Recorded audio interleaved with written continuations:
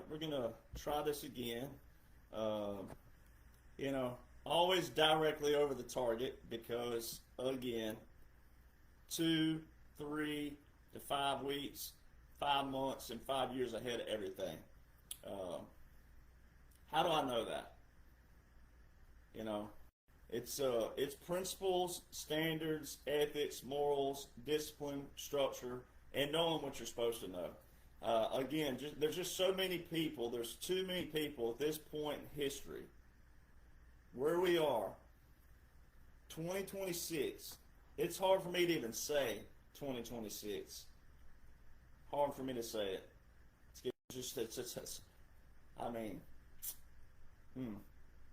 And here we are at this point in history, and Republicans, conservatives, and patriots look just as atrocious as liberals. Look just as atrocious. Liberals look atrocious because they have no discipline, structure, principles, morals, ethics, and they dang sure know nothing about our history. They're the people who love our milk and honey, but they preach about another way of living. Sound familiar? Those would be Merle Haggard lyrics from the song Fight Inside of Me. Yeah. They love our milk and honey, but they preach about another way of living. When they're running down my country, man, they're walking on the fight inside of me. Right? So many liberals are looking atrocious, but Republicans, but especially blue checks, a lot of the people that you follow and you support, you don't need to be.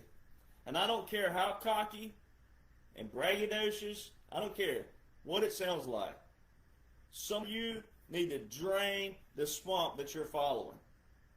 There's no excuse where we are right now. January 2026, no excuse. Again, these books have been in publication, this one right here, since December 2023. It's hard for me to believe that this year will be 3 years. 3 years! Where does time go? But this stems from what I wrote in the document, still up to this day, the documents.info. January 2021, those are published and dated, and I have been writing. I have a paper that I wrote when I was doing my master's degree at Colorado State University. I have a paper that I wrote in 2018, and I used it again in 2019 in different variations because I was in business, right, Masters of Business. So President Trump put the tariffs in place in 2018, and I have a paper that I wrote at Colorado State University called Unsustainable Sustainability. That's what I titled it. Unsustainable Sustainability. And I wrote in there how even those professors and all professors of business, most business people, business colleges are conservative because they know what it takes to keep a market going, unless you're doing what? Unless you're doing what the actual Bidens were doing and all the swamp was doing, where it's like a hedge fund, and they take off the top, and they pay themselves first, and then everybody else defends for themselves later. Right? So there's cases of that, no doubt. And we have that, especially in D.C., the swamp that's been drained.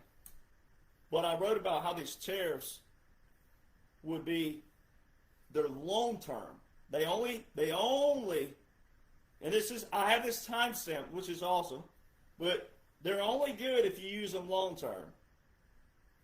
And a lot of people have made arguments that, oh, we've used tariffs before, they didn't really work. No, it's because you implemented them and invoked them for a short time period. They're not going to work if you don't have them long-term. But a lot of people don't even know something like tariffs is an emergency power. A tariff is an emergency power that is in a national emergency. But anyway, liberals don't live by principles. They have no principles, they have no standards, they have no discipline, they have no structure. They justify everything.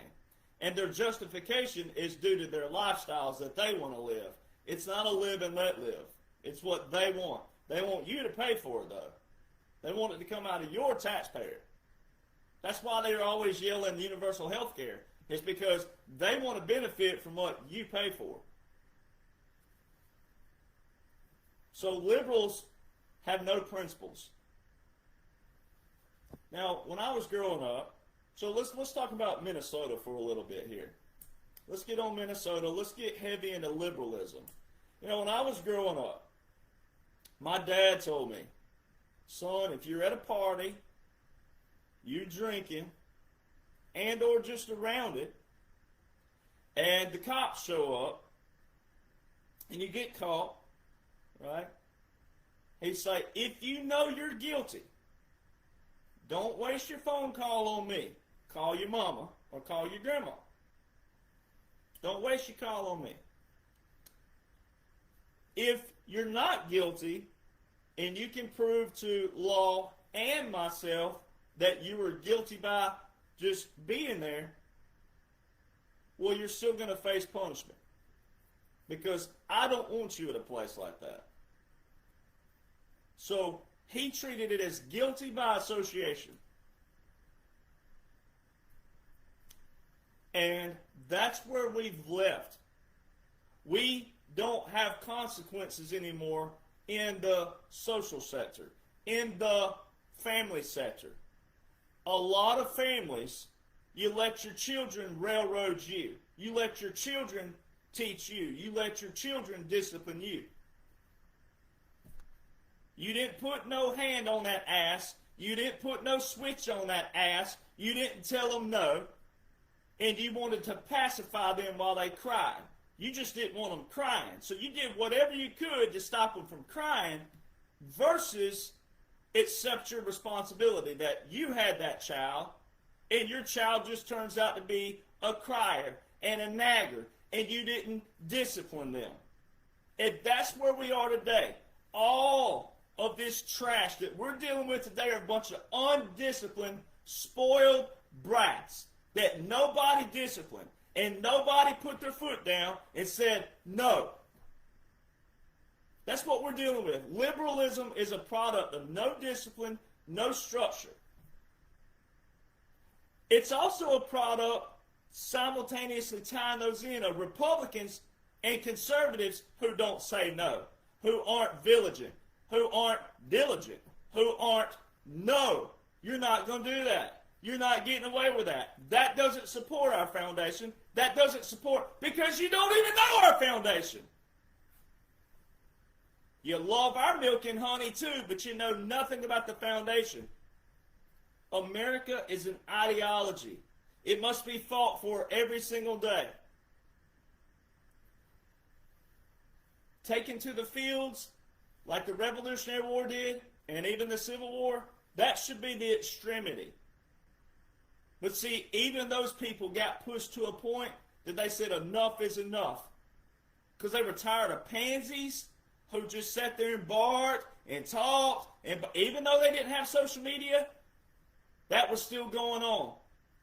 And the real warriors said, we know how to quiet this.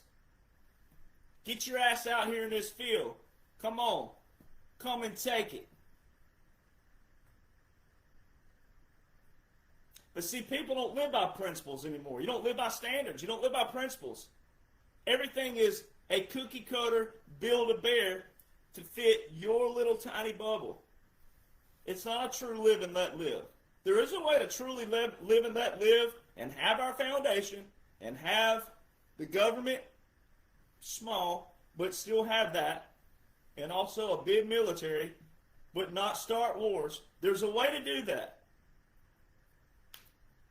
But what people are doing right now are still going to tit for tat, and you're still arguing back and forth, bickering with the liberals out there over little things, dumb things that don't matter. Drama and propaganda. And what liberals do is the same thing like a stove. All right, we've all had the stove example in our life. All right, I won't use names, but I know someone right off the bat in my friend base growing up and my family base growing up. You could stand me and this person next to a stove and have someone turn the stove on and say, all right, this is a stove. It's made for cooking things. And these little eyes right here, they get hot. They get ultra hot, super hot. unbearable hot. And you put a pot on them, and you put water on there, and it boils the water. See, I'm the one who will sit there and listen to the person explain, this is a stove, this is what it does, this is its functions, this is how it operates, and this is what it's for. This is its purpose. And I won't touch the stove, because maybe that person explained to details what it is and then said, you don't want to touch these eyes though.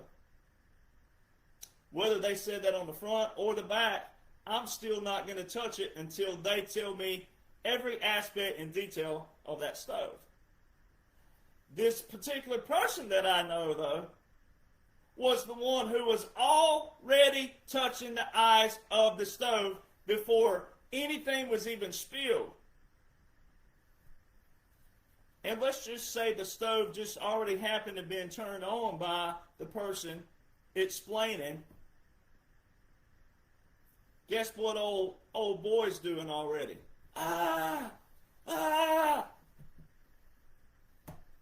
Liberals do this. Liberals wait until something happens and then they want to cry wolf. Then they want to yell, oh, you did this. MAGA, you're responsible for this. Republicans, this is all on you. They want to wait till something happens. They justify due to their lifestyles, though.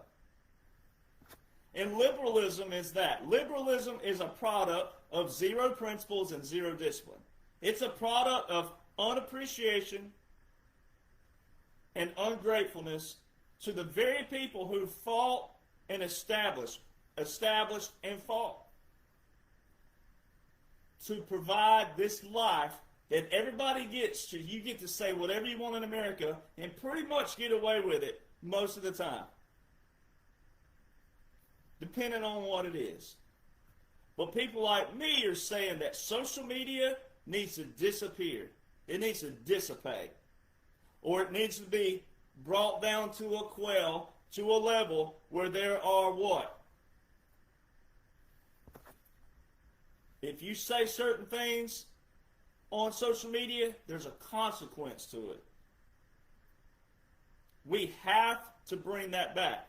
Even Republicans is what I'm saying. Even blue check Republicans, conservatives right now are saying whatever they want to say and misleading millions of Americans still with drama and propaganda when there's a blueprint in place that shows exactly what President Trump is working with lawfully in a chronological order. There are no excuses to look the way most people look right now on both sides of the aisle, but especially Republicans, especially conservatives. Liberalism is the product of Republicans pacifying, thinking, oh, it'll just work itself out. It'll just get better. That's what Congress gets paid to do. I've heard that my whole life. And I've been plugged in my whole life. I have been reading, studying, comprehending my whole life for this very moment. That's why I can remember what I remember. That's why I know what I know. And I've heard my whole life from even older generations, oh, that's just what Congress gets paid to do. It'll just work itself out. Did it work itself out?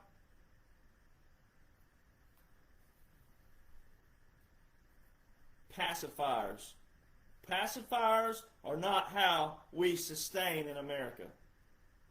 You got to kick a little butt every now and then. It's just the way it is. You have to kick a little butt sometimes. And so what liberals will do, they're literally praising criminals. When liberals are out protesting over ICE, immigration, and they're literally praising criminals. This last one, this Renee person, she has a record.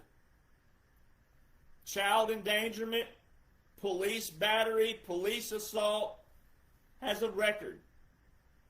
But see, liberals justify that to do what? To pacify what they don't want to accept. They don't want to accept how America actually operates and functions, because they don't know how it operates and functions, because they didn't read and study either. So they're justifying based on their lifestyles. They literally want the government to fund abortion. They want it to fund sex change. They want all that, but they want you to pay for it. See, they don't want to pay for it. They want the taxes on the rich, who, not all rich people are bad people. When you can create wealth and you can create a business and a product and or a service that other people like and love and buy into, there's nothing wrong with that. That's what America's all about, capitalism. You can dream it, build it, and people will come, as the saying is, hey, that's what America's all about. That is our liberty. That's what we pride ourselves in. But these people want to see someone build something. Well, first off, dream it, build it, and it grow. And then the bigger it grows, they want to tax this person more and more and more, but they want to benefit from it. They want that tax money to go to their perversion.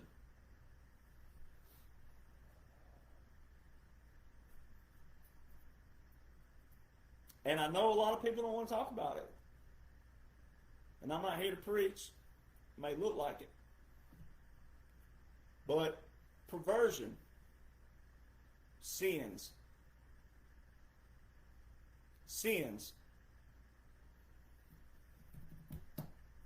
A lot of people don't want to talk about that. And I'm not here to preach, so I'm not going to preach to you. But these people praise criminals. These liberals, they praise criminals. What about the old, let it go to court? Let's just see all the facts, lay all the facts out first. Dang. Child endangerment, police brutality, police whatever. Why don't you let all the facts get laid out? See, liberals don't do that.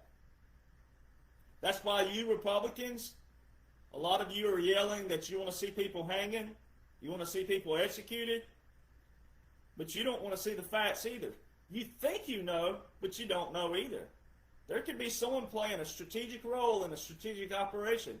You know, you forget that strategic operations requires people to look a certain part, to get in, blend in, infiltrate from within, collect all the data, collect all the information. You forget that.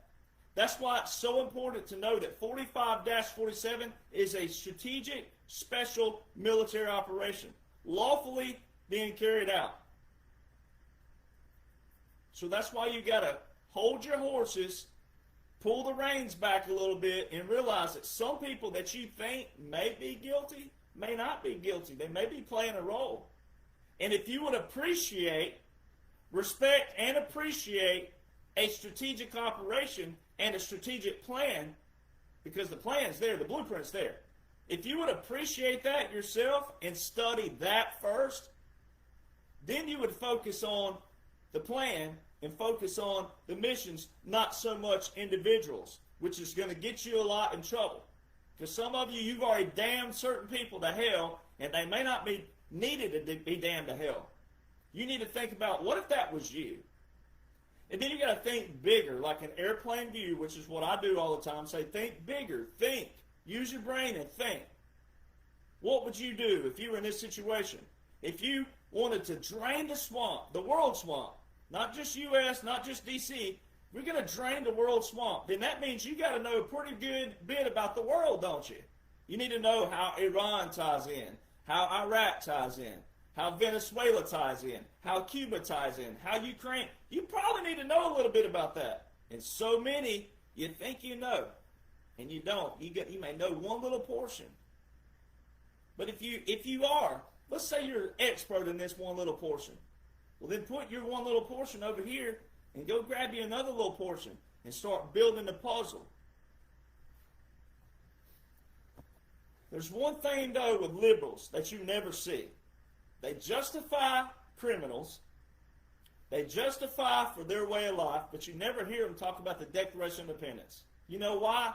You know why they never talk about the Declaration of Independence outside the fact they don't know anything about our foundation? You know why they never talk about it? Because that's what gets their asses kicked. It is.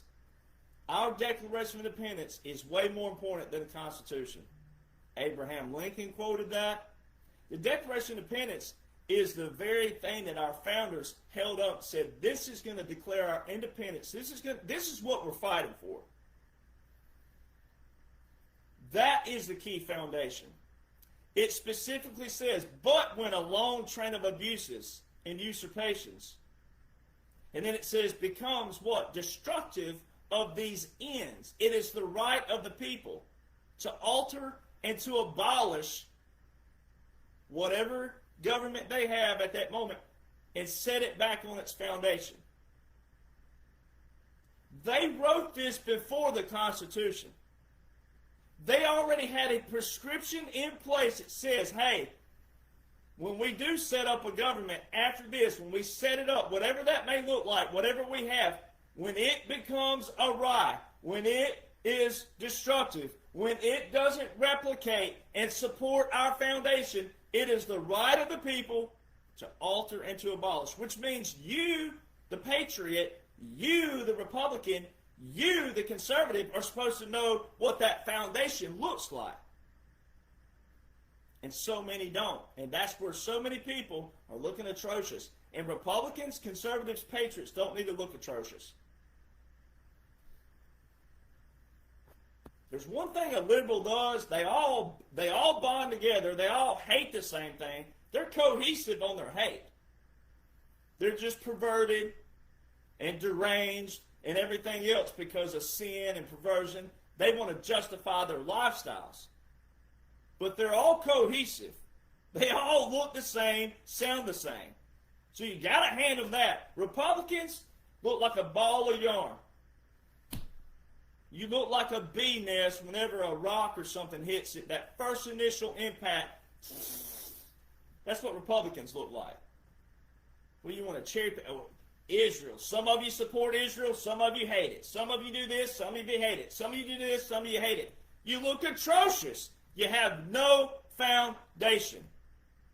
You have no faith because you don't have a foundation. How can you have faith when you don't even have a foundation? They never mention the Declaration of Independence because that's what gets their butts kicked. And that's the very thing Americans are watching right now is a resetting of the Declaration of Independence. We're resetting this nation back on its foundation.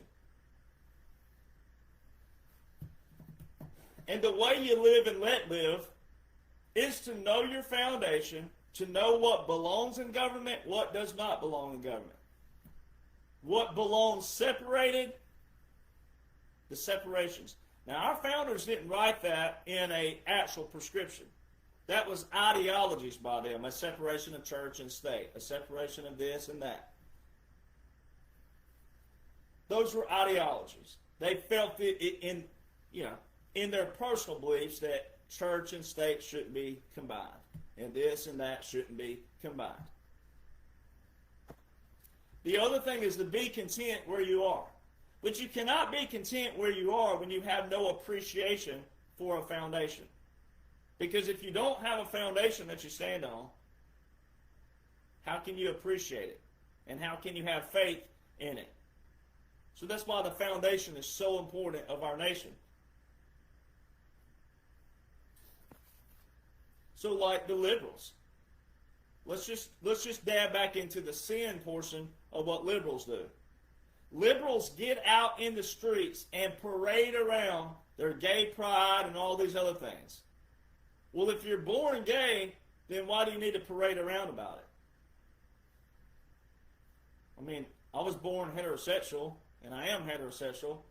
Why do I need to parade around about it? If I was born that way, why do I need to... Hey, I'm heterosexual! Woo, I got a flag for it! Why do you need to do that? So see, they're already doing what? They're going by a double standard. They're living a double standard. Because if you're born that way, you don't have to parade around about it. You just are. You would just be. So you don't need a flag to say, hey, this is what I am. And you don't need to shut down the city streets and block people from getting to work who were born the way they were born, and they're just doing what they're supposed to be doing every day, as the Bible prescribes. If you don't work, you don't eat, right? So Everybody's doing. You got to shut down the city streets to say, hey, we're different than you. No, if you're born that way, then how is it that I don't give a dang what you are, as long as you're not doing what? Cramming it down people's throats and children. Why is it that you got to go to schoolhouses? Why is it that we have to have extracurricular classes and curriculums to teach people about your way of life if you were born that way? So that's a double standard. There's no principle in that. That's why they're not content with their life, because they're already living a double standard. They're already going against God's word. God's word specifically says that he made woman for man. Well, it's real simple. And the word woman comes from what? Wombed man. A woman has a what? You have a different body than we do. You have a womb that you carry a baby around. Right? When you get prego. It's real simple. So see, simplicities of life have been what? Altered. America became materialistic.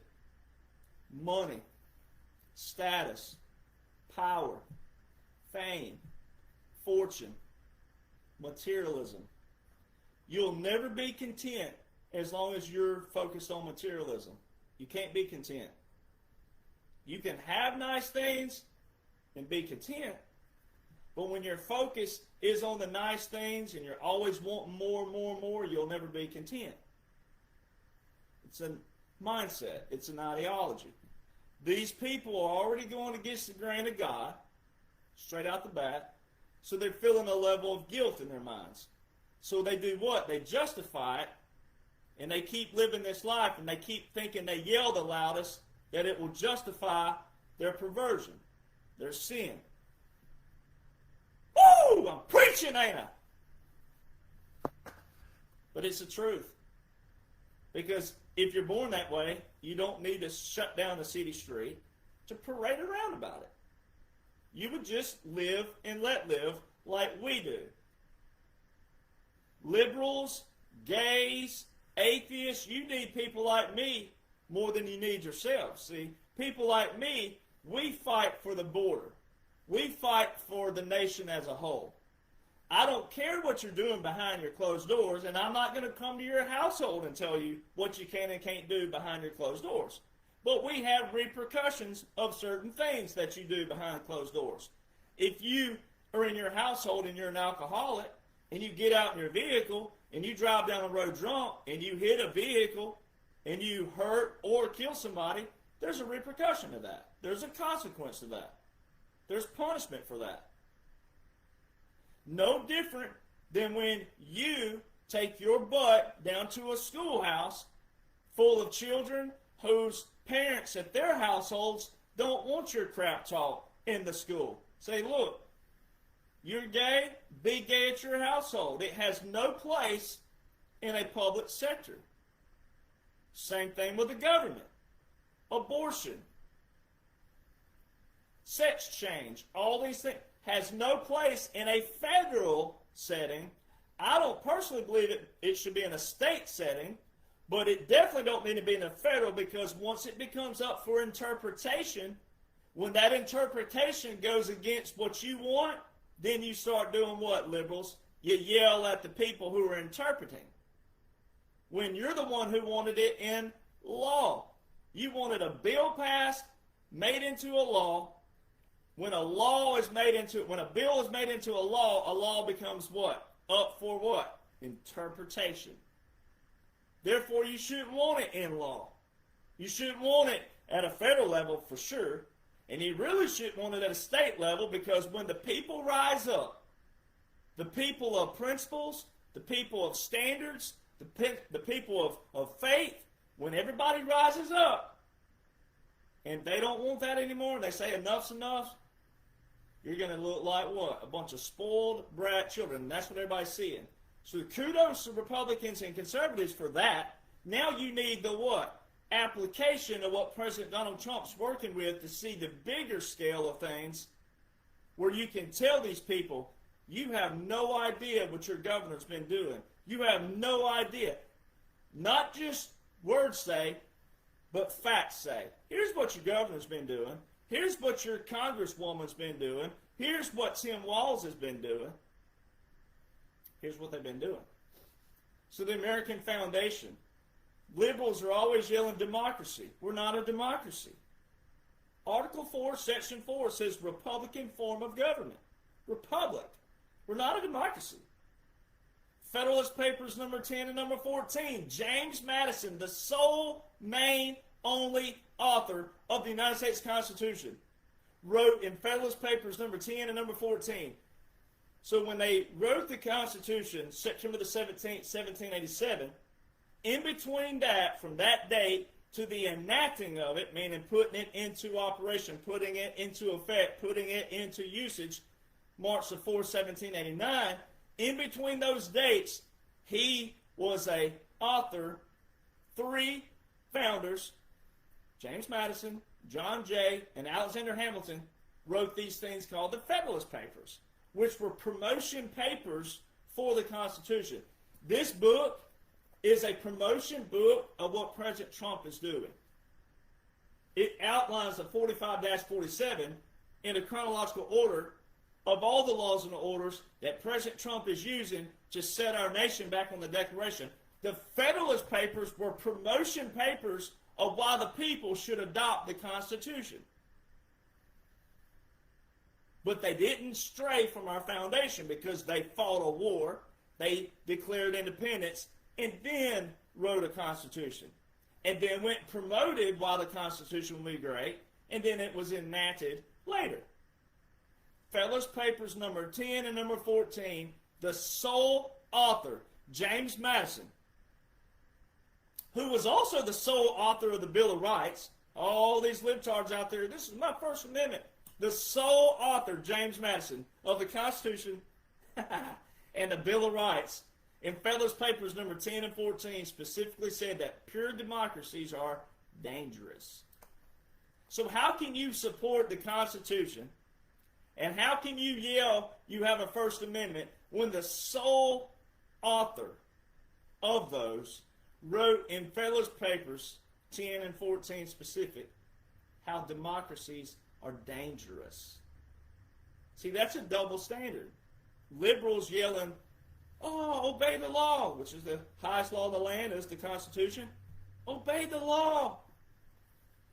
We are a democracy. No, we're not. The Constitution says we're not. Federalist Paper says we're not. We're not a democracy. That's a double standard, and it's also not a principle. See, they don't live by principles. They want what they want, and they want you to pay for it. They want to justify things in the aftermath. They don't want to fight for it. They just want to yell, kick, cry, fuss, cuss, scream, bicker, and all these other things. And you let them.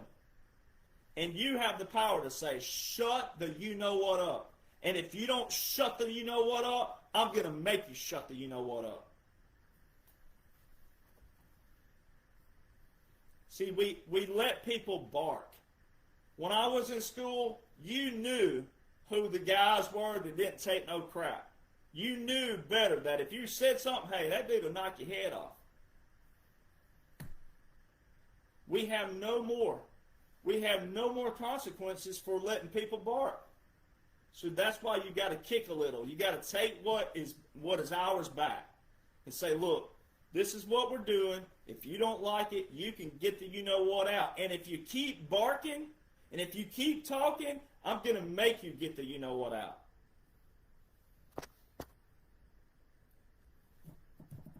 Liberals have zero principles. They have zero standards. They have zero discipline. They have zero structure whatsoever.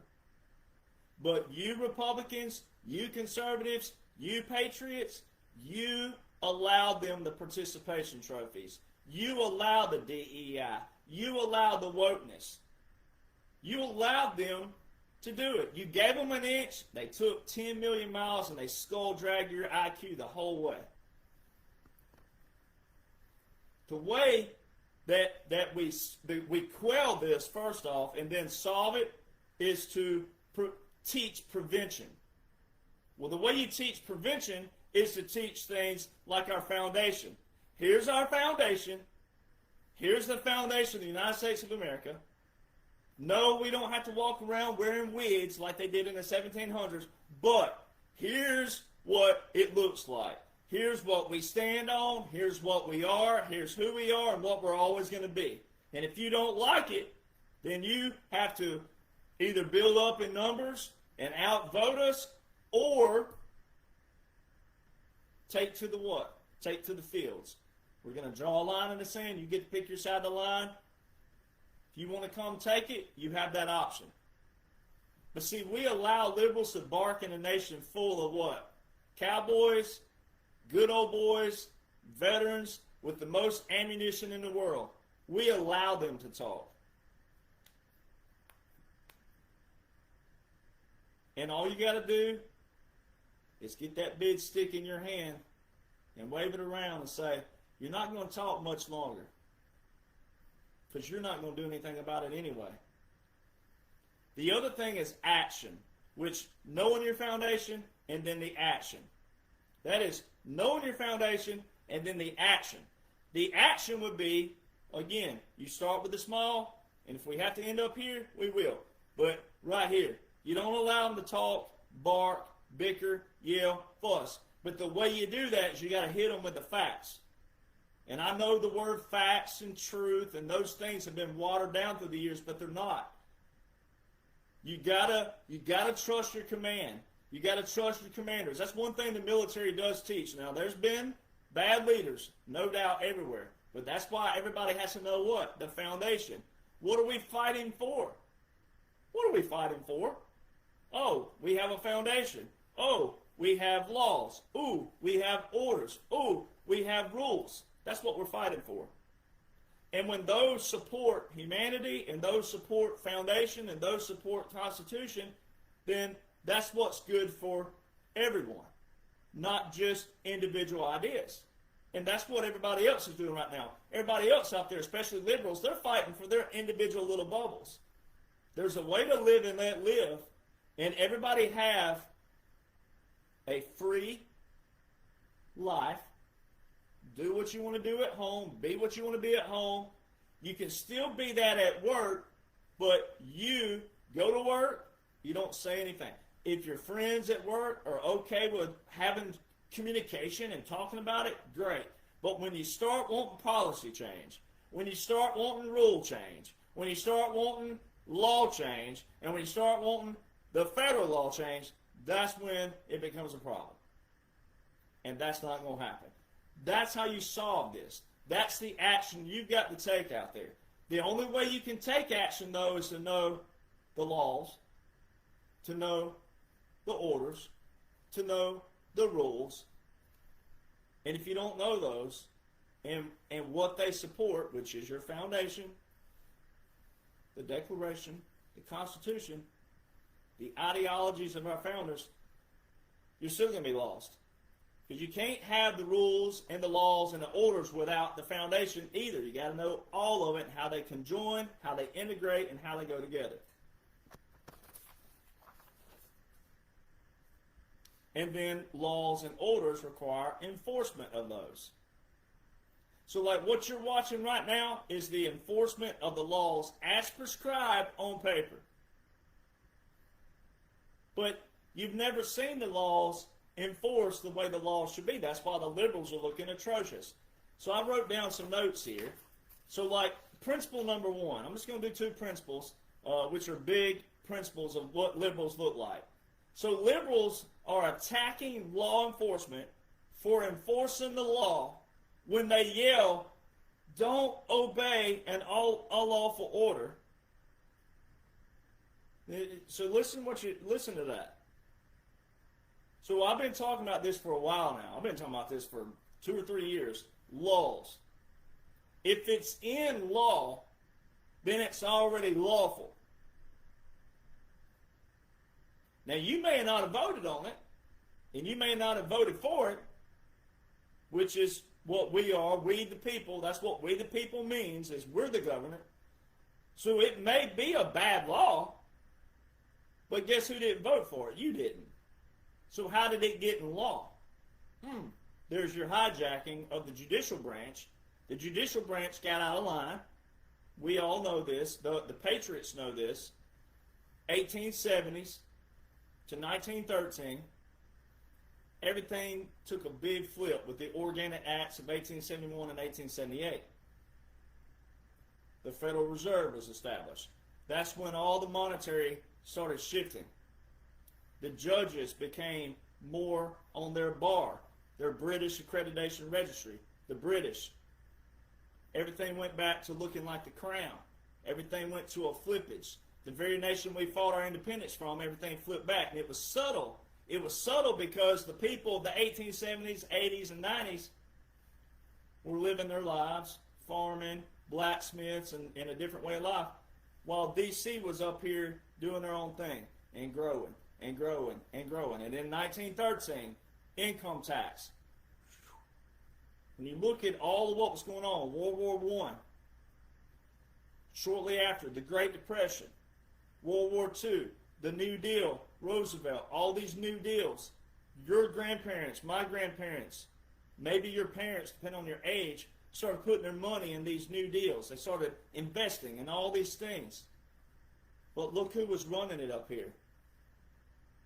They knew what they were doing. They knew they were conniving. They knew they were deceiving the people. They knew that. But people, Americans, our families, probably not my family though. My family is always, that's why I am the way I am. That's why I know what I know. I'm a son of the Confederacy and a son of the Revolution. Just about every male in my family has served in the military. That's saying a lot right there.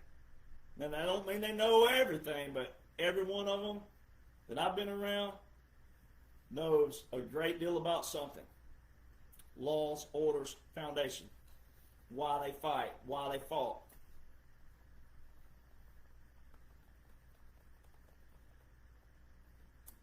Liberals don't know that.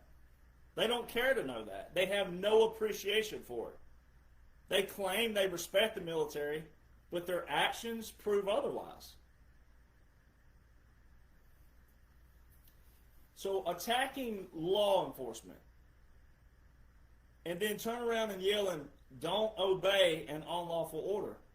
Well, because you didn't vote for it, it's a law.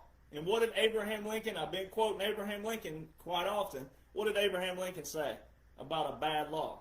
A bad law must be strictly enforced, double, where the people can see it and they can do what to it? They can dissent, meaning express your dissension, meaning you don't like it. But he was also alluding to back then what was already taking place. Because think about it, 1861, 1865, 3 years later, the birthright citizenship that President Trump's been talking about heavily, repealing. It was already rolling towards what? The hijacking of the United States of America. Abraham Lincoln sitting there saying that a bad law should be strictly enforced. How did it get in law if the people didn't vote for it? See, that's what we the people actually means. We the people are actual government. Representatives represent us. They are to do what we want, what we collectively want. That's why town halls are to be effective, but they only can be effective when you know what? Your foundation. Your appreciation of the foundation. Not your individual desires and wants, but what is good for everybody. And see, the liberals, if they had it their way, it would suffice their lifestyle, but not yours.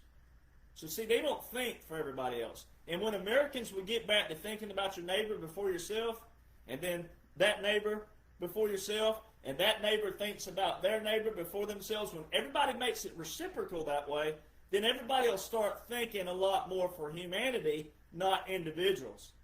And then people will talk more, communicate more. Because when you make it about your neighbor before yourself, and that neighbor before yourself, and they do the same thing, then that creates the environment to have conversations.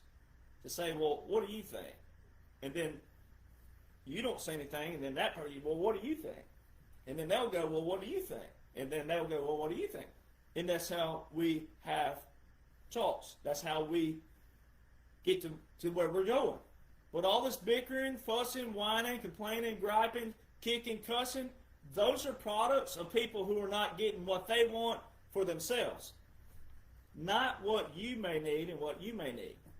That's how we got here. So a bad law, how did it become a law? If you didn't vote it in. You didn't have any say-so. So all these people out there, these liberals, right now with what happened in Minnesota, they don't want to talk about prevention. They don't want to talk about how did we get here first. Law enforcement. It's called enforcement for a reason. They're enforcing the laws. So liberals want to blame the law enforcement. They want to blame the president for enforcing the law versus flipping it around and going, wait, what are we enforcing the law for? They don't want to look and see, well, maybe these people have criminal records like old Renee had. Well, it's a criminal record. A criminal record is a criminal record. It doesn't matter that she hadn't murdered anybody. It doesn't matter that there wasn't anything on there like that. Same thing with the Kilmar Abrego, or Abrego Kilmar, all the long name. They wanted to paint this guy to be a father. Oh, he's a father, and oh, he's just trying to go home to his wife and children. And dude's got, he's in a gang. Well, he doesn't have anything on his record, though. Doesn't matter. Why are you in a gang that's known for killing people? Why do you even want to be in a gang if you don't have intentions of that? See, you don't want to look at the foundation. They don't want to look at right here. Why is he in a gang then? If he's a family man and he's a father and he's just going on this wife, why is he in a gang? I mean, a lot of you are family men and family women. Are you in a gang? No? Okay. So why is this dude in a gang that's known for murder? That's linked to murder. And his specific gang was linked to murder and trafficking. What's he doing in a gang if he's a family man just trying to go home to his wife and kids and raise his family? See how stupid liberals are? See what you allow? You allow it, though. You allow them to talk. You allow them to bark. You allow that. Some of them need to be punched in the face. Just plain and simple. Some of them just need to be ball that fist up and put one right between their eyes or right there. Hit that nose and that lip right there, and they'll cry. They'll cry all right when that most sensitive part of your body gets hit. Some of them need to be punched in the face. They need consequences of what they're saying. So they yell, don't obey an unlawful order. Well, you probably need to know what a lawful order is and what the law is before you yell that. Because if the law supports the Constitution, then that's what it's supposed to do. That's exactly what it's supposed to do. That is what the Constitution is for. It's the highest law in the land, but it's also a prescription of what Congress is supposed to do, representing whom? We the people. That's why using the Constitution is the worst thing a Republican or a conservative or a liberal or a Democrat can do. Because the Constitution is a result and a product of the war and a product of the Declaration of Independence. It is a prescription of what Congress is supposed to do, what the president's supposed to do, what the vice president's supposed to do, what the judicial branch is supposed to do. Article 1, Article 2, Article 3. Article 1, legislative branch. Article 2, executive branch. Article 3, judicial branch. Pretty simple. So the Constitution is not what you want to be holding up as your, this is what you... No, it's the Declaration of Independence. That's how we're taking back America. It was going to be bumpy. It's going to look like this. That's to be expected because the law has not been enforced all these years as prescribed by the law. So principle number one, when liberals are out there yelling, don't obey an unlawful order. So they're, in a sense, turning around saying, obey lawful orders. But they turn around and want to attack law enforcement for enforcing a lawful order.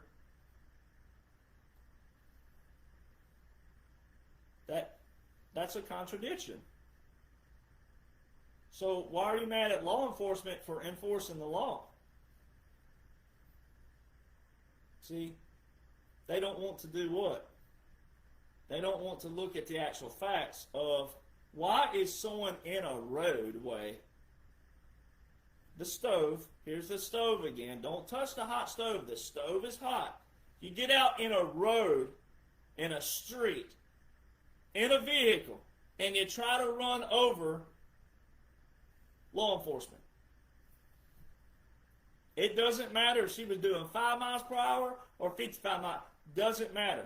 She was in a vehicle, using it as a weapon. People yelling, drive over her, baby, drive, baby, drive. Don't listen to law enforcement. Say, hey, stop. Stop what you're doing. We have a law to be here. We're operating under lawful jurisdiction. Here's our jurisdiction. Here's our law. We're here lawfully. If you don't like the law, you probably should go down to your town halls and start reading what the law says. All these law enforcement officers are doing is enforcing the law. The whole title of their job, law enforcement. So see, these liberals are products, though, of no discipline, no structure, no principles. By whom? Republicans, conservatives, who let them get out there and kick like little toddlers who got the toy taken away from them. We can prevent that if Republicans, conservatives will start knowing what you're supposed to know and applying what? Action to that. Republicans, conservatives, when you see morons out on the street protesting, you should go out there too. And if they stand in the way of law enforcement, you grab them by the nape of the neck or the hair or whatever they got, and say, you're getting your ass out of the way. And you yank them out of the way. Because they ain't going to fight back. They're not going to do anything to you.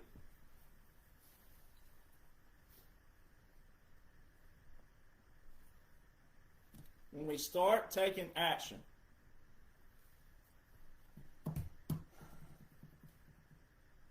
principle number 2. This is my personal favorite. This is so funny, actually.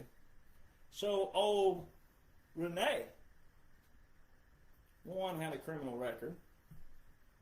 But 2, you know how liberals are always with school shootings? See, they want to use a sensitive subject, children, right? Gaslighting, manipulation. They want to use the child to fit their perversion, to fit their double standards, to fit their perversions, to fit all that. They want to use a child in this prescription. So when there's a school shooting, they blame the what? They blame the gun. Well, we got to ban guns. We got to take guns away. It's the gun. It's the gun. It's the gun. How many liberals are yelling ban guns right now? It was a gun that shot their village person. You know how the liberals say it takes a village? I'm pretty sure, liberals, you would probably want to change your motto there because you're -1 in your village today for your villager being in a vehicle. Well, guess what took her out? A gun, a bullet. Why aren't you yelling ban guns? I mean, here's the principle. If you're a liberal, you should be yelling ban guns, because if law enforcement didn't have a gun and a bullet, then you would have just had a law enforcement officer who was slightly run over, maybe worse, because we don't know what she would have done had a bullet not taken her out. So you probably should want to stick to your principle of one principle. See what they did here? They created a double standard. They just proved to the world they have no principles. Again. Because in a school shooting, it's ban the gun. The gun's the problem. But in law enforcement took out one of their village people with a gun and a bullet. But they're saying, get law enforcement out, get ICE out. They ain't saying anything about the gun. But by theory, but also principle, if you took guns away from law enforcement, their initial ban guns theory, then they would still have their village person with a criminal record. That is what a principle looks like, ladies and gentlemen. They don't have principles. They don't have standards. They don't have discipline. They don't have structure. So see, they prove day by day, week by week, month by month, that you let them get there, though. And I say you, whoever you are out there. You know who you are. You know if you're sitting on your keyboard every day or if you're actually involved in your community or not. Family, friends, friend bases, small groups, town hall, city council, whatever it is you have. You know who you are out there. But you don't want to look like a moron either. You don't want to go to your city halls and your town halls and your city councils and get up there and just yell a bunch of stuff that sounds like drama and propaganda. You want to have your facts. You want to walk in there and say, boom, here's what the law says. Here's the order backing it. Here's the law enforcement operating to the prescription of the law. Why aren't you doing that? Why do you all look this, or whoever it is, if it's an individual or a council or whoever, you want to lay the facts on them and say, this is what our foundation says. This is what our declaration says. This is what our Constitution says. Here's the law. Here's the order. None of you are doing that. See, that's what you want to look like whenever you encounter a liberal or a group of liberals. If you're bold enough out there, every one of you listen, if you're bold enough to take them on, that's what you need to have. You need to have the facts, the principles, the standards. Then have discipline and structure with the way you present it. All right? So what's happening in Minnesota is deeper than just ICE. ICE is a product of what's been running rampant in Minnesota. All the illegals they've been housing because of their state government. The fraud's being exposed in Minnesota. Most patriots know that portion. You know that the fraud's being exposed. All the billions of dollars. Right? There's been billions of dollars that's been transported from Minnesota's airports to Somalia. Billions. Not millions and not multi-million. Billions. Ilhan Omar. She's not an American. All right? She has no business being in Congress whatsoever. That's going to allow, though, the opening of showing Obama wasn't either, which is awesome about that. You got to remember Clint Eastwood. You got to remember Clint Eastwood putting a chair up at the Republican National Convention. It was an empty chair, and he was talking about how that empty chair. And he said, "What about Obama? Down the road, it will show that Obama was the greatest fraud ever perpetrated on the American people." Minnesota, Tim Walz. Let's get on Tim Walz for a moment. Let's talk about something most people don't know or don't understand or comprehend. Tim Walz. I have a video. It's a 2-minute and 26-second long video of clips of him on TV ads, when he was running for office, his ads for that, when he's speaking at veteran centers to veterans and also National Guardsmen, etc. Clips. As a retired Command Sergeant Major,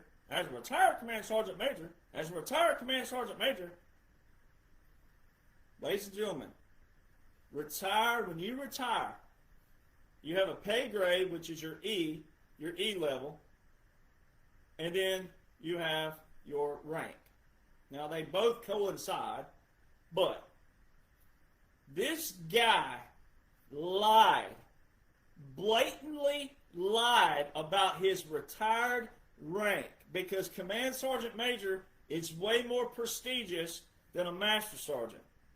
This guy blatantly used the United States military for political gain, lying to people who didn't know anything about ranks, rank structure, retirement. They just hear Command Sergeant Major, and they maybe Googled it, or they may have asked a family member who may have been a veteran, "Hey, what is a Command Sergeant Major?" And then the family member go, "Oh, that's the highest enlisted outside of being a Sergeant Major of the Army." Yeah. They may have never looked up anymore on Tim Walls. There's a huge difference in retiring as a command sergeant major and even a sergeant major versus a master sergeant. Huge difference. Now, what people don't comprehend is this, and this maybe hadn't been explained to people.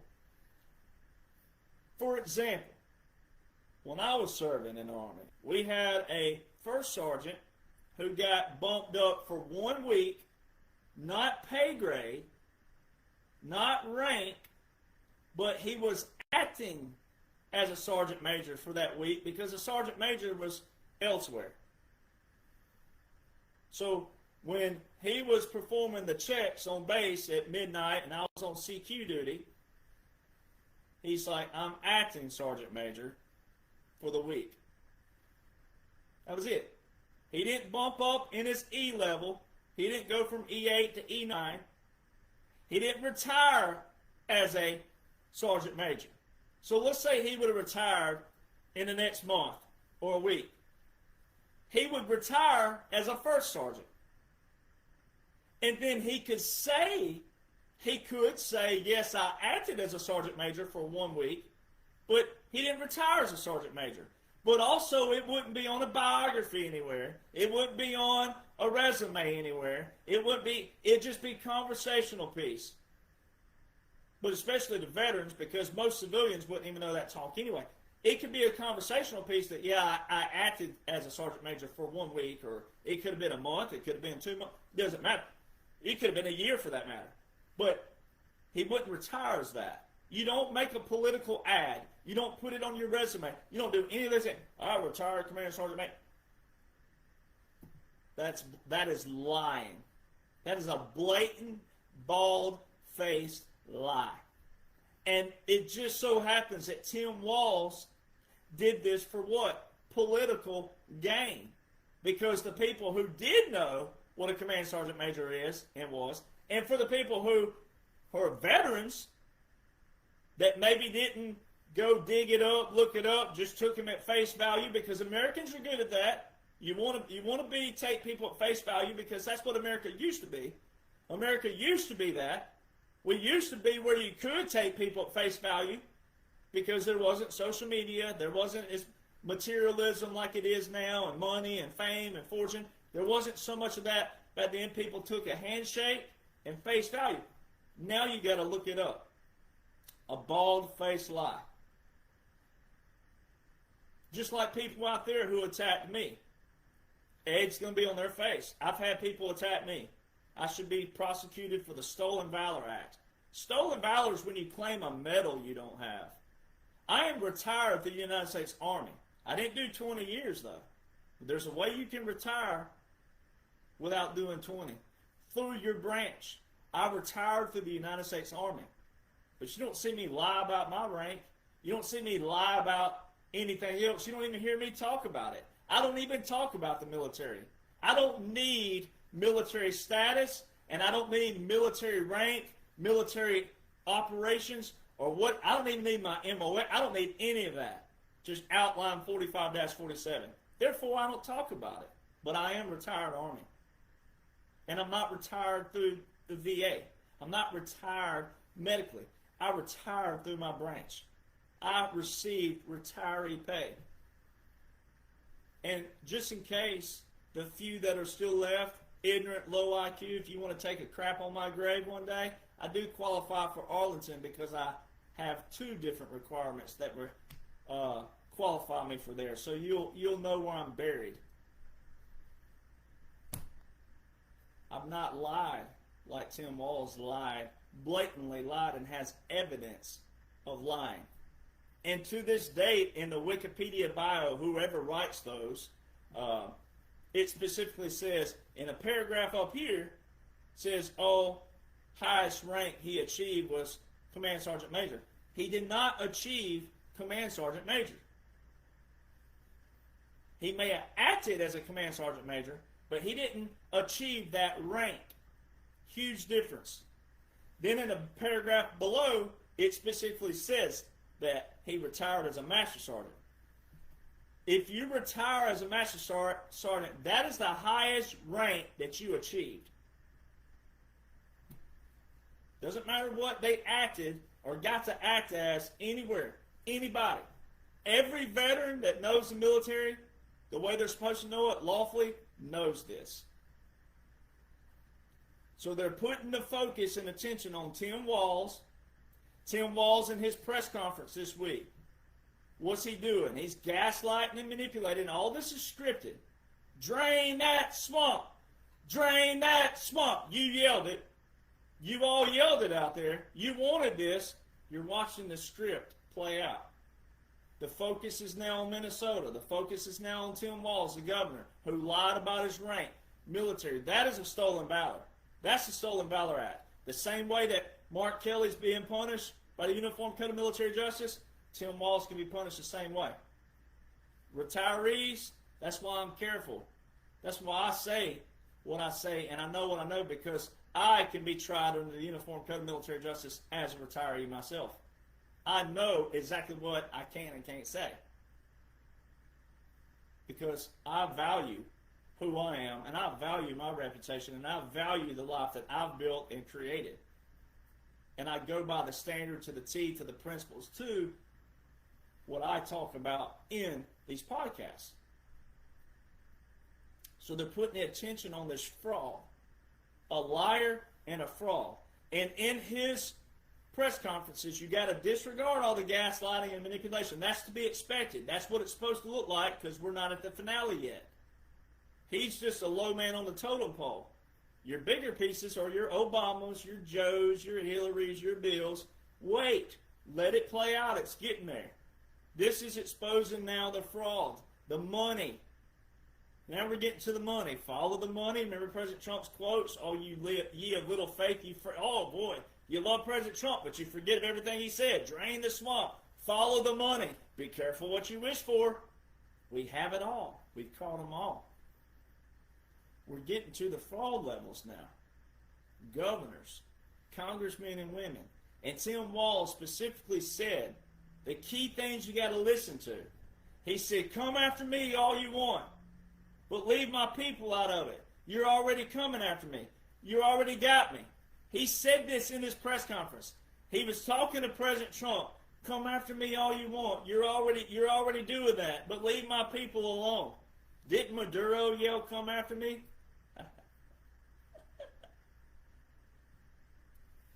Come on, people. If you know what you're supposed to know, you'd be licking your chops at what's being exposed to the normies out there. Because they got the liberals all stirred up. The liberals don't even know in unconventional warfare, things of what happened in the streets of Minnesota, all the numbers align into operation. Your 33rd, your 33s, all right, those align, numbers matter. But also in unconventional warfare, varied things just like this can be used. And see, what we're doing is using all the deep state's tactics against them. Like the body doubles. CIA's been doing this for years. Everything that President Trump, the generals and admirals are doing, we're taking all of the tactics of the deep state and we're using it against them. You know what that leads to? White flags. Tim Walz was partially raising the white flag right there. Come after me all you want. You're already doing that, but leave my people alone.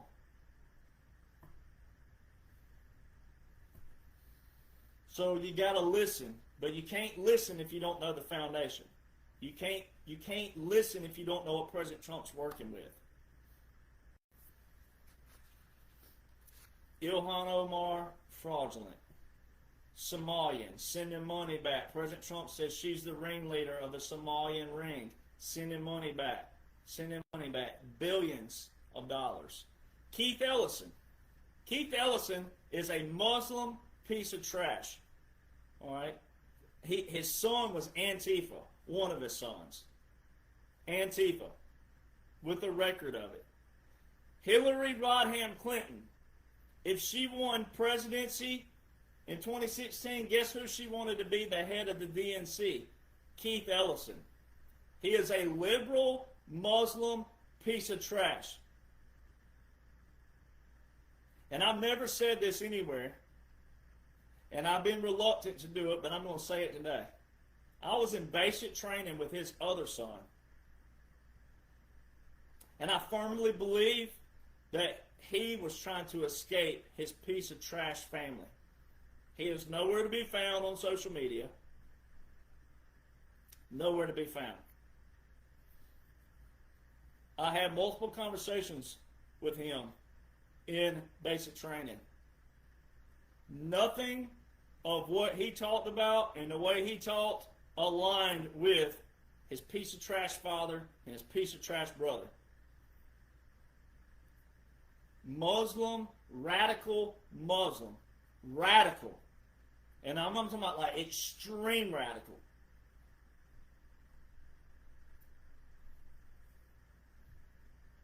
Billions of dollars leaving Minnesota from Minnesota taxpayers. Minnesotans, you got to get plugged in to what's taking place. You got to know what's taking place lawfully. Most Republicans right now know the fraud levels are being exposed, the ones who voted for President Trump. But you got to know all the pieces of the puzzle. Action. You have to get plugged in. But you can't have local action and national impact, all pun intended, if you don't know what the laws and the orders are. I agree with local action means national impact, but you can't have local action by just drama and propaganda. You got to know what our laws and our orders are that support our way of life, of our ideologies, of our foundation. You got to know those first. You can't make these applicable if you don't know those. Tim Kaine, if you watched the latest podcast I did with the Special Operations Commanders and other commanders, and then SEAL Team 6, Jaco, if you watched that most recent, we talked about senators. Now, they've already been caught. They've already been had. President Trump's done told you this. We have it all. We've caught them all. What you're watching is the script. This is the rollout portion for the target audience. If you don't want to be the target audience, stop acting like the target audience. Stop responding to these things negatively and frantically and scared and fearful. This is all planned out. Everything's a plan. 45-47 is the strategic plan. It can't get any more simple than that. But Tim Kaine, all these people being called, this is just their moment in the spotlight of what? Exposure. And it's a rollout. So Tim Kaine is one of those senators. The louder they bark and the more gaslighting and manipulation they do, that means they're guilty. That means attention's being put on them. The liberals are like piranhas, and the liberals are all stirred. When you see liberals get stirred up on X, old school Twitter, when you see them all attacking President Trump, that means they took the bait, right? And then in a day, a week, a month, it depends. Then what's going to happen? Bait and what? Switch. Then the facts are going to come out. And what do? They run. They're runners. They go to the next topic.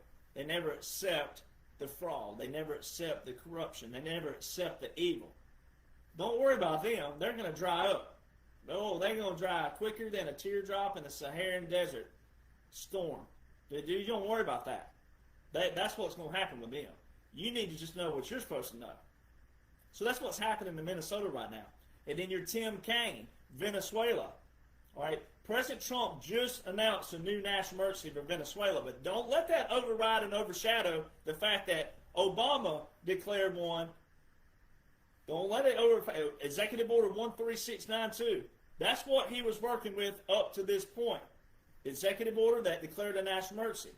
So don't let that override it. It matters, but it matters for the fact that this is now the ending prescription, meaning now we're going to hold Venezuela accountable, and they're going to do what they're saying they're doing right now, which they're working with the U.S. None of this could have happened, ladies and gentlemen, if it wasn't a strategic plan. All of this has happened so rampant and fast that I love the fact that a lot of Republicans and patriots, you love President Trump so much that you feel like it could happen because of him. The only reason this is happening is due to the United States military, generals and admirals, the strategic plan. Now, he is the face of it, and he still gets credit for it, and rightfully so.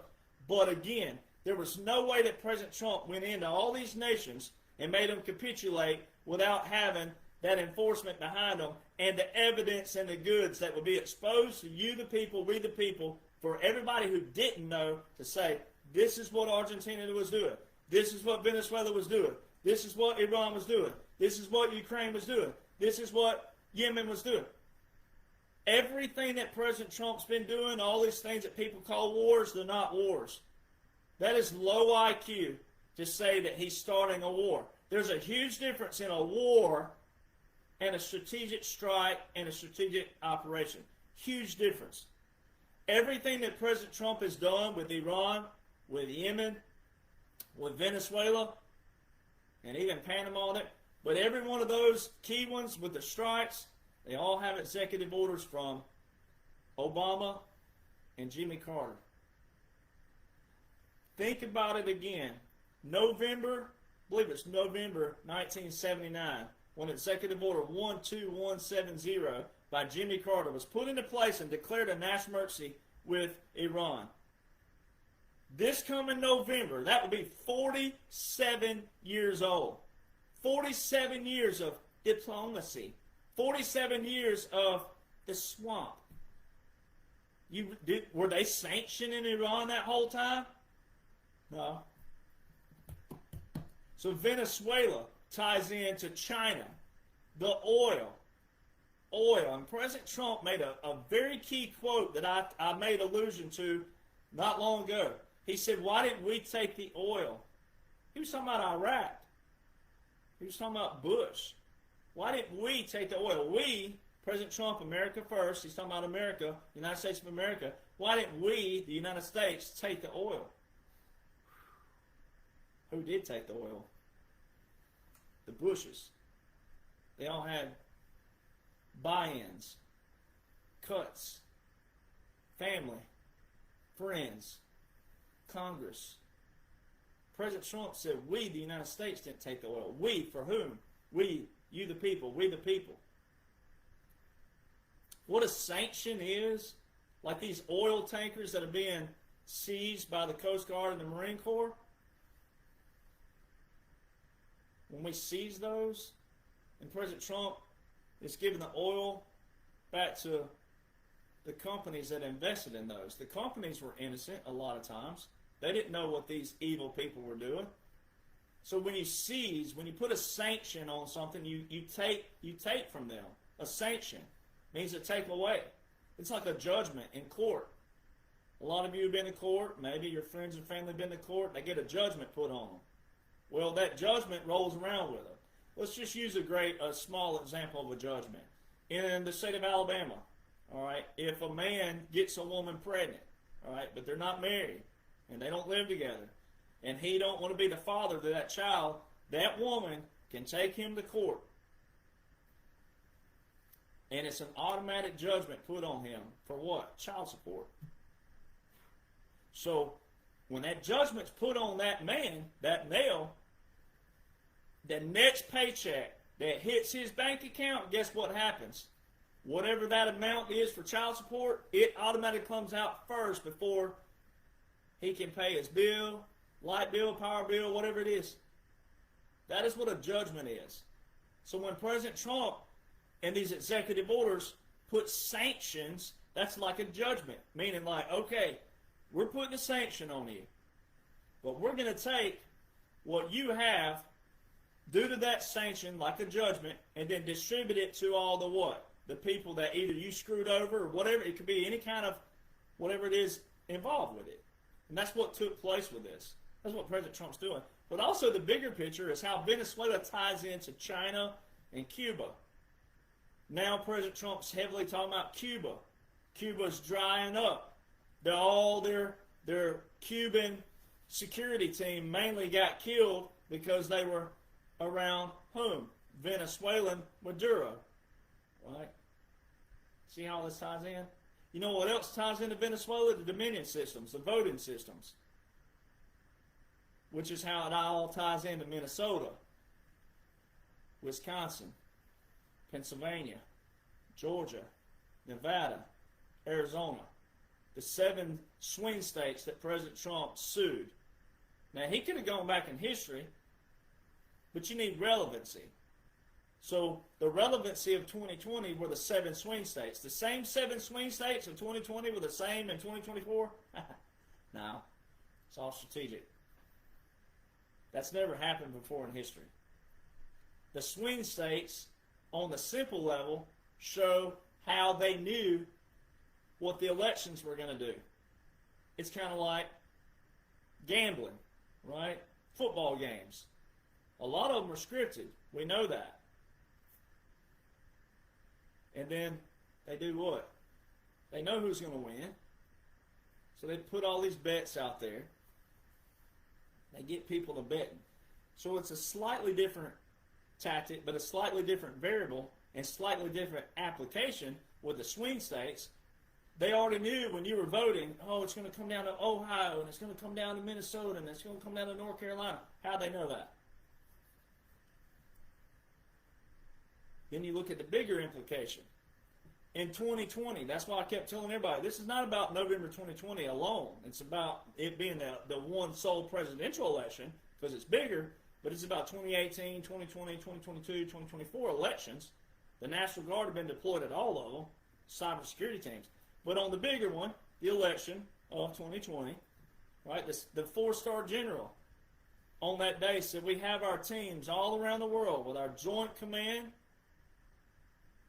and our National Security Council, our Cyber Command and National Security Council, all around the world, and our joint partners watching.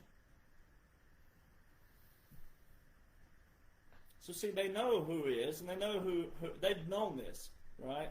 And they captured them. Venezuela, Dominion System, Smartmatic. It all ties in. So naturally, in a normal target audience setting, Tim Kaine, Tim Walz, all these different people who are gaslighting and manipulating and they're yelling the loudest was because they're what? They have kickbacks. They all are tied in. So the target audience, they got to see that. You, the patriot, if you claim you're awake and all these other things, then you don't need to be reacting like they are. You're supposed to already know this. This is all scripted, strategic plan, and it's for the target audience. It's not for you. But that's what Tim Kaine and the tie-in is. Then you have Iran. I was asked this week to tie in how Iran ties into all this. Well, Obama gave $150 billion. President Trump's confirmed this. $150 billion, and in a separate transaction, $1.7 billion to Iran. Does that sound like a sanction that Jimmy Carter put into place in 1979? Executive Order 12170 still open to this day. President Trump solving it. The bombing of the nuclear facilities, that's solving it. And he's talking about Iran right now. He's talking about Iran and Cuba right now. But does that sound like a sanction? Given $151.7 billion to Iran that had all these nuclear facilities? Obama has, and I've posted this on my pages, Obama, to this day, in the archives, shown where it's specifically quoted that their nuclear levels were only at 20% or something. How were they at like 70%? Some 80%. So see, look at what they perpetuated on you. So see, you got to know the key things. Follow the money. President Trump kept saying, follow the money, follow the money, follow the money. These people created inflation. They created deflation. Then they taxed the hell out of you. They created all these taxes, a tax for a tax for a tax for a tax. They kept printing money, but wanted you to pay for it. And who was getting the cut? They were. They were taking all the cut up top. That's why the gaslighting and manipulation, if you'll learn to look at it like hold a shield up, just be like, that's to be expected. This is why we hold the shield, because that's to be expected. And know the facts and keep just pounding through them. Don't worry about that. See, so many people, I've heard people say they didn't join the military because they couldn't handle the yelling and the screaming. Yelling and screaming, predominantly, if you look at it this way, the yelling and screaming is creating a chaos, because if you can work in chaos and work under pressure, you can work through anything. So see, you got to flip the mindset. So many people, you hear the yelling, kicking, cussing, screaming of the left and all the other people, even the Republicans, the blue checks out there thinking they know and they don't. You hear all the noise versus listening to God, what he's whispering in your ear. It's a huge difference. Yemen, Executive Order 13611, Obama. Nobody was talking about Yemen. We were bombing Yemen last spring. So see, that shows something that small. Yemen wasn't made to be out like Iran, Iraq, Afghanistan through the years. No, there's another principle. There's a principle for even Republicans. Oh, if President Trump was starting a war, why wasn't anybody yelling about Yemen? We were bombing the hell out of Yemen last March, last spring. Where were people? So a principle would be, if you think you know what you know, and if you think President Trump's starting a war, then by principle, you should have been yelling about Yemen. And nobody was talking about Yemen.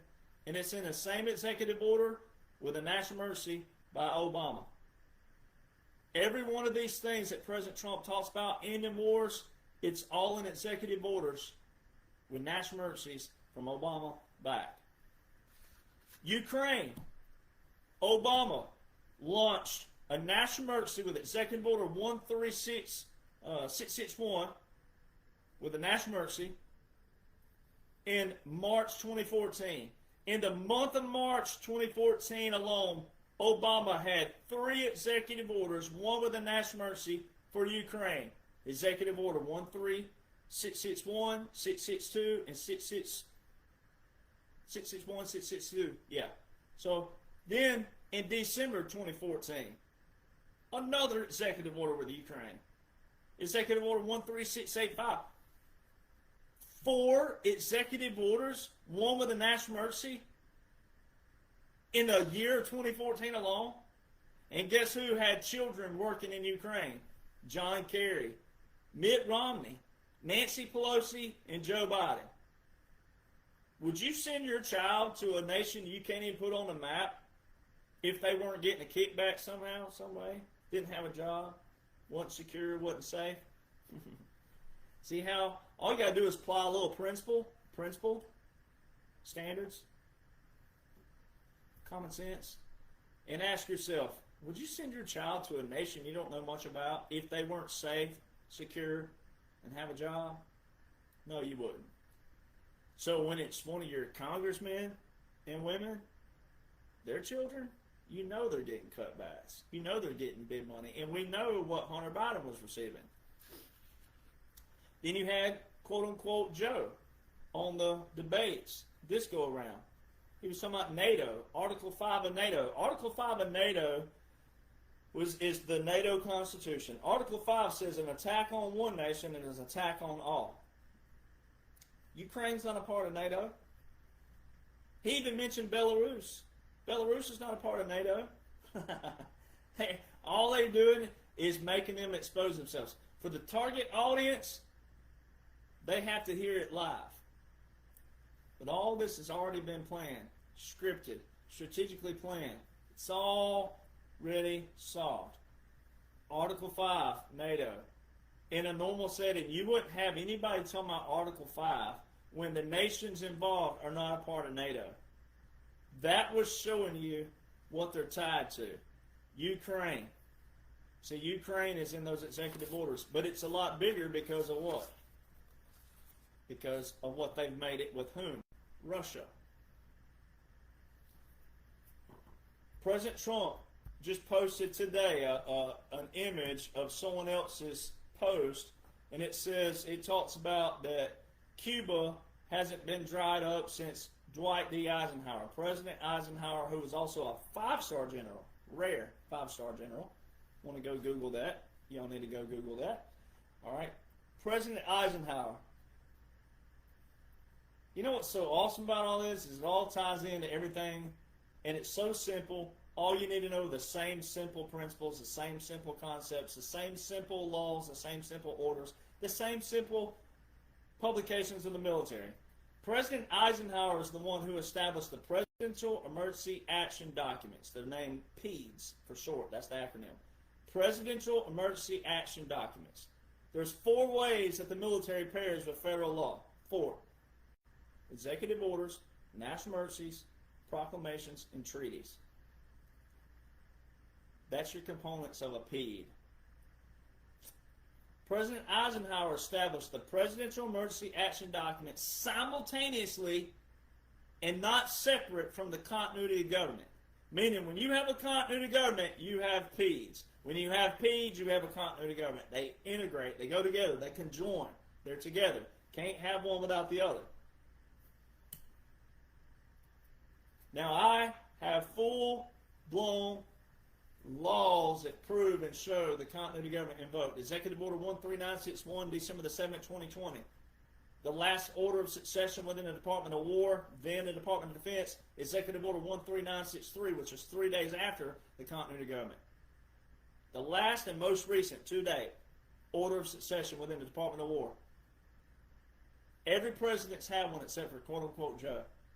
Every president's had an order of succession with the National Security Council except for quote-unquote Joe. If you go back and read and study an old military publication, official military publication, a .mil publication from that era, it talks about how President Eisenhower, 5-star general, one, he was the one who gave the famous speech of the military-industrial complex, how he didn't like where military and medical fields were going because of money. January the 17th, 1961, right before who took over? John F. Kennedy. President Eisenhower, 5-star general, that famous speech, who established the continuity of government and the Presidential Emergency Action Documents. In this publication, it specifically shows how, in an aftermath of that,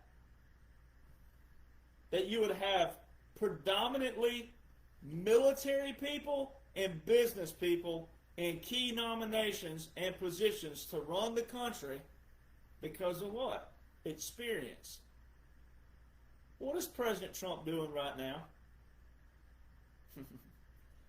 Majority of his nominations are special operations military veterans, and business people. And right now, as we speak, August 24, 2022 will be my 4-year anniversary of being with everyone here and us building what we built on 1776 Nation and my other name, Rattletrap 1776, and Derek Jonhson Country, all my pages, all my accounts. It'll be the 4-year anniversary. And just now, after those 4 years, guess what's just now popping up with President Trump and Congress? The talk of what? The War Powers Resolution Act, in which President Trump said specifically it's unconstitutional, and I agree. It's unconstitutional, but what's great about it is the fact that the liberals yell about it, and they yell that a president has to have congressional authorization. And what do I talk about all the time? That President Trump and the generals and admirals are taking all their tactics and using it against them. That's how you reverse out something. That's a counter-psychological operation. You use all the rhetoric, you use all the verbiage, you use all their strategies and tactics that they were trying to do, which was unconstitutional, but you use it against them. And then you expose it to the people, and then you do what? Abolish it. And you set it back to what? The original foundation. And President Trump just alluded to the War Powers Act being unconstitutional. But the liberals over here yelling that there needs to be congressional authorization for President Trump to use the military. Well, there is congressional authorization. In the what? In the War Powers Resolution Act. Title 50, Chapter 33, Section 1550. I've been talking about it over and over and over like a broken record. And that's where it is. Section 1550. Title 50 is your War and National Defense. Chapter 33 is the actual War Powers Resolution Act. There's already congressional authorization in there, December the 20th, 2019, and it's temporary. It tells you that in the codification that it's temporary, which means it's what? Strategic.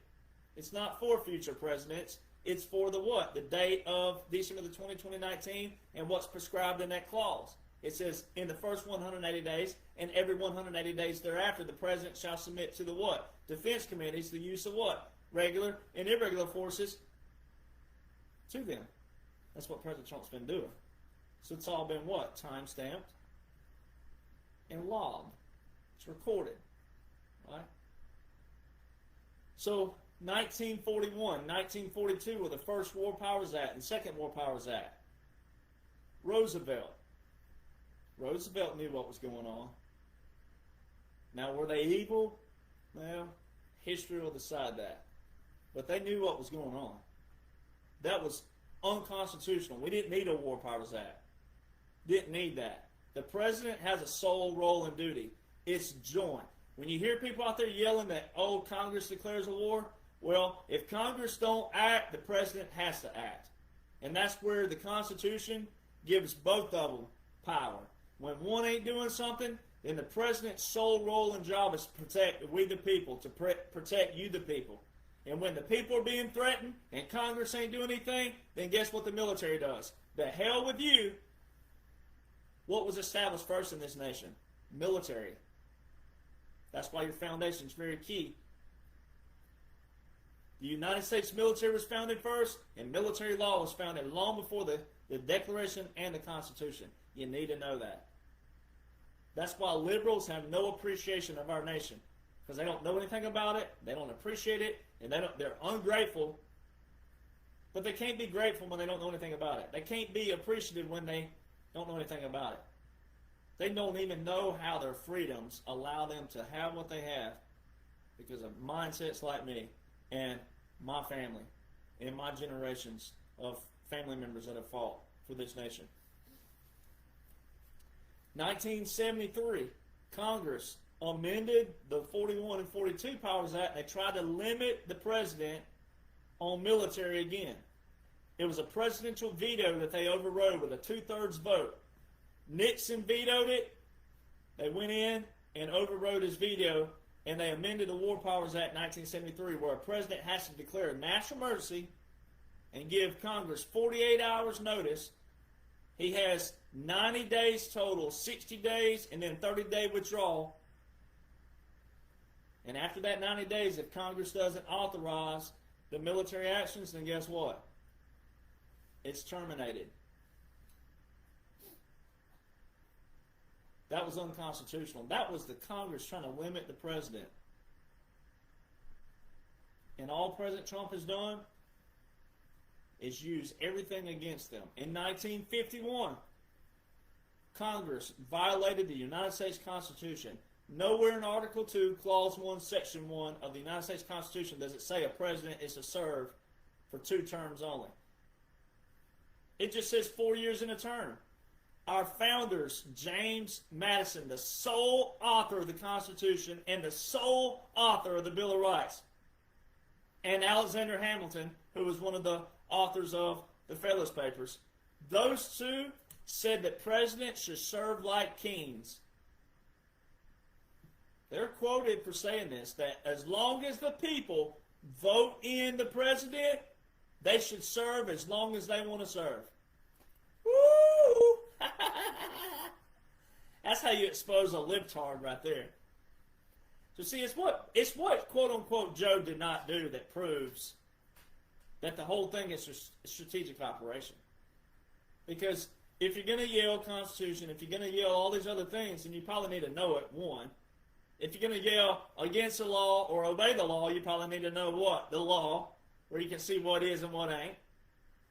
But if it's against the law, then how is it in the law? Which means you didn't get to vote on it, you didn't have any say-so in it. So therefore, what needs to take place? An abolishing of it, which means you have to know if it is or ain't constitutional. So the whole world, even though I know 45-47, the -21 to 25 was a puppet government, government exile, strategic operation, unconventional warfare, irregular warfare, hybrid warfare, guerrilla warfare, asymmetric warfare, all those combined, which is hybrid warfare. Law shows this. Law shows that Joe, quote unquote Joe, had a funeral service on January the 20th, 2021. The monarchy had a funeral service that was not an inauguration. By military army regulations, 600-25, quote unquote Joe, did not have an inauguration. It's army regulations. Just straight up regs. Things that we go by in the military every day.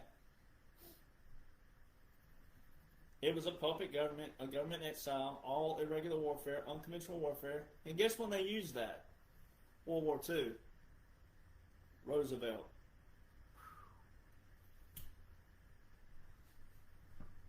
From 21 to 23, it was displayed to the world. A Democrat president, Democrat-controlled House, Democrat-controlled Senate. They did not terminate one single Title 10 or Title 32 order by President Donald John Trump that is still active to this day. He met with 12 foreign leaders from April to December 2024, which would be a violation of the Logan Act. They all call him a felon for 34 counts with a hooker when they could have got him with federal? If he was a former president, they could have hit him with federal crimes for meeting in private correspondences at Trump Towers in Mar-a-Lago with 12 foreign leaders 13 different times from April to December 2024. Not a single thing. He was the only person seen at the border of Texas with the Adjutant General and the Governor of Texas.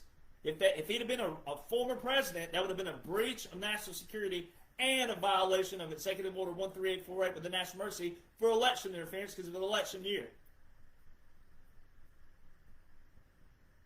Not one single tariff was removed. Not one single judge, Obama, Bush, or Clinton appointed judge tried to block a tariff from 21 to 25.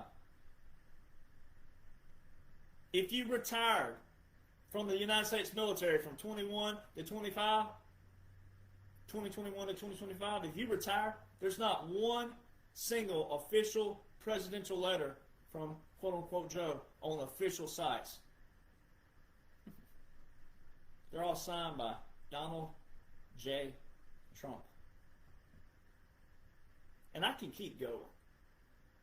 Oh boy, can I keep going. It's what quote-unquote Joe did not do that proves the strategic special operation 45-47, all the laws and orders, chronological laws and orders that outline it. But you got to know strategies. You got to know tactics. You have to know what matters. Drama and propaganda do not matter. And personally, if I was president, you wouldn't have social media right now. You would be in a world of chaos. But you have to use social media right now because people don't know what. You wouldn't know where to look. You wouldn't know what to look for. You wouldn't know what to read. You wouldn't know what to study because people have gotten away from reading and studying what matters. So if you took away all of social media, it would be pantomime. It would be chaos like nobody's business. So you better be glad you have President Donald John Trump, the generals and the admirals, and how they did this. Because if you had me, I probably would have taken the chances and been like, well, they'll get over it. You'd have found out quick where a town hall is and a city hall again. You'd have found a voice and a speaker saying, well, if you don't like it, you'll get over it. And here's what you got to read and study. Here's what we're doing. If you're out in the streets, if you're acting like a fool, you're going to pay for it. That's how I would have done it. And I'm just being honest. You'd definitely call me a dictator. Even though I'd be doing exactly what the Declaration of Independence says, exactly what our foundation looks like, but you'd get over it in a whole different manner than what they have done with this operation. So, it's beautiful what's going on, man. It's perfect. It is epic, perfect, it's biblical, it's monumental, it's historical. And no Republican, conservative, patriot, whatever you call yourself, you should be a direct and I mean 100%, not even 99.9, I'm talking about a full 100%, you should be a direct reflection of the 45-47.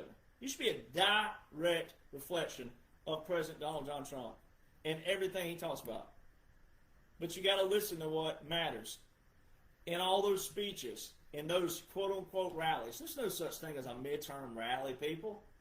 Those were all proclamations. Those were all timestamps. Everything that's taking place to date, right now, he said was coming in 21, 22, and 23 speeches. It proves people don't listen. People hear to react. They don't listen to respond. People don't listen to regurgitate and to chew on and to marinate and go, think. Let me think about this. People just...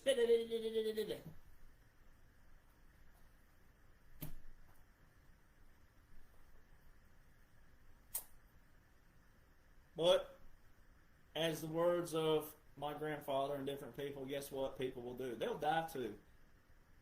You're here for a time. You're here for a purpose.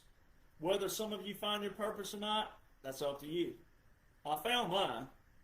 And I'm also going to take out country music while I'm at it. You don't, we ain't even... That's another thing. When I start talking about country music, half of the listeners, half of the viewers, drop off. Which means you're still what? You're pacifying. It means you don't want to hear the truth.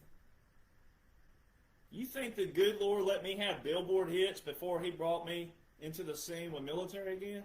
I don't think so. I'm the only person in country music history. Country music history. I'm the only artist and songwriter that has, to the details, to the T, and also a #1 bestseller, explain how country music works, how it ties in to the money. You hear President Trump say follow the money. Well, a lot of you still don't want to follow the money because you don't want to hear the truth. You let the titles of the songs, you let the lyrics of the songs distract you from the fact that that's how they do deceive you. That's how they do connive. In a reward themselves system, they reward and award themselves. It's a DEI woke trash system. It's not the 90s country. It's not the 80s, 70s, 60s. It was hijacked. It all links together. ABC, ESPN, Disney, all these major record labels, they have all linked together. Music and entertainment is on the lower scale. Child trafficking, drug trafficking, sex trafficking, human trafficking, all the central banks, those are the top. And it's got to work its way down. But if you think for a second that the good Lord let me have Billboard hits without a major record label, without major money, I beat the Billboard system really, really bad. It costs on average $750,000 for one song as an independent artist to chart in the Billboard. We didn't spend nowhere remotely close to that. I got in the system, figured out the system, followed the money, tracked how everything works, got the blueprint, and I have it. And every single one of you who call yourselves country music fans, you should be ashamed. You should be ashamed that you won't listen to the purpose of what I was put here for. You should be disappointed, too, in the fact that country music also has gone away from its roots, it's gone away from the foundation, and it's gone away from the fabric and the grain of what it was supposed to do. Talk about lifestyles, promote family, promote country life, country living, promote good things, the Bible and God. Instead, they use God, they use the Bible in their lyrics and their songs to deceive you while they're out here doing all kinds of other things. Ungodly, perversions, etc. The Bible does say that salt water and fresh water can't come from the same spring. And a lot of you are trying to still let it do that. Got to drain the whole swamp. And if you let just a little bit of it thrive somewhere, then guess what it's going to do through the years? Which is why you got to do what? In everything. Stay diligent, stay diligent. You got to know at all times. America has an ideology. It's on a piece of paper that we fight for every single day. But the enemy and evil They hate it, but they use the same verbiage. They use the same everything to deceive you, trick you, connive, and deceive. Hypocrisy, manipulation, and gaslighting. It looks the same, fool's gold. That's all it is. And then this bad boy is selling like hotcakes in front of a Weight Watchers event.